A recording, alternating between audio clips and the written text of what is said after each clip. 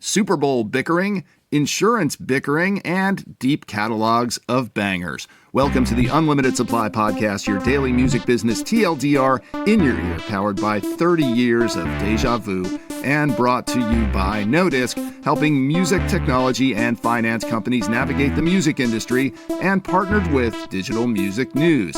It's February 10th, 2025. I'm Lars Murray in NYC. It's Monday, where we discuss what happened over the weekend and what's coming up this week. Well, Kendrick Lamar administered a Rohrshach test to America last night. Chances are, if you were a Kendrick fan, you thought it was great. Chances are, if you were not, you were probably underwhelmed. I would say let the bickering begin, but it started immediately and happened all night. In fact, it started before the Super Bowl. Either way, a big win for Kendrick. Sometimes just being there is enough, so it's a big step up for him. As talented as he is, it's not like he has a deep catalog of bangers that have hit across all sectors of society, at least yet.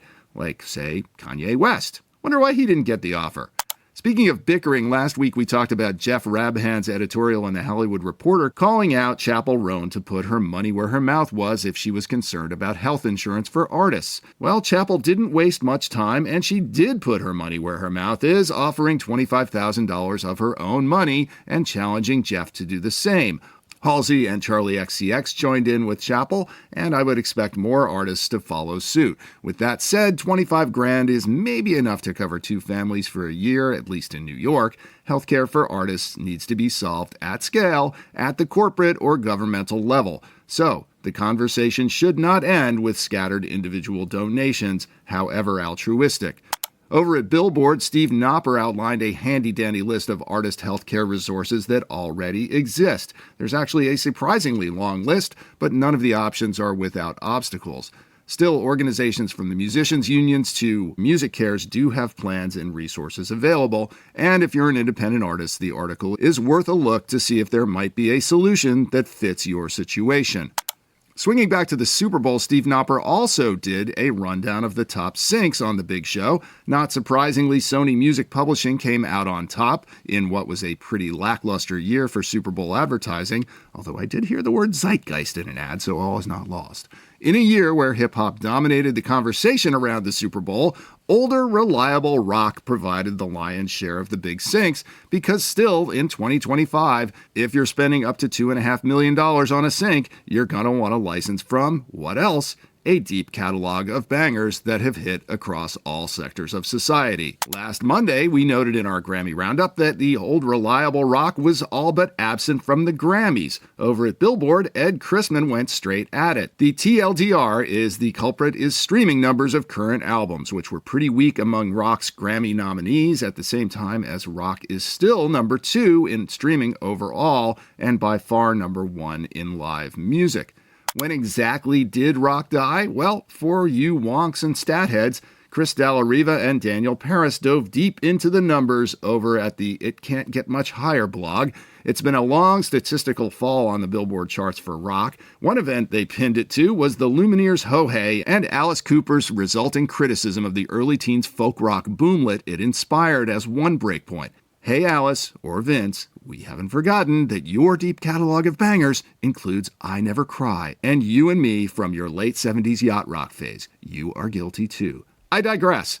If you geek out on stats and you mourn the death of rock and roll, the piece over and Can't Get Much Higher is for you. Also on Friday, another breaking story. Turns out it's really hard to make a movie or series about an otherworldly, transcendent 80s musical genius with a deep catalog of bangers that have hit across all sectors of society. Recently, it came out that a Michael Jackson biopic might have violated court settlements with MJ's alleged victims, and now a 9-hour Prince documentary has been quashed by the Prince estate.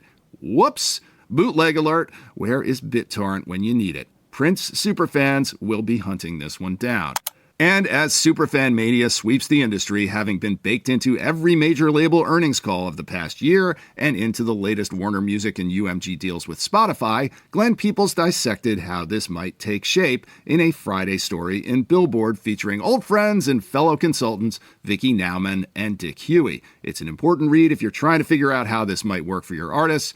I'll also note that any Spotify superfan plans should be part of your fan engagement mix, not the whole thing. Own your data, know your fans. Looking at the week ahead, Sony Music, actually Sony Corp, has its earnings call on Thursday. Sony Music results always have to be extracted from the larger corporate report, and two of our sponsors and no-disc clients have things going on this week. This afternoon at 2 p.m. Eastern Time, Epic artist Alice Shader will be doing a live Hangout at Hangout FM. If you're curious about what an artist event on Hangout looks like, join Alice for that.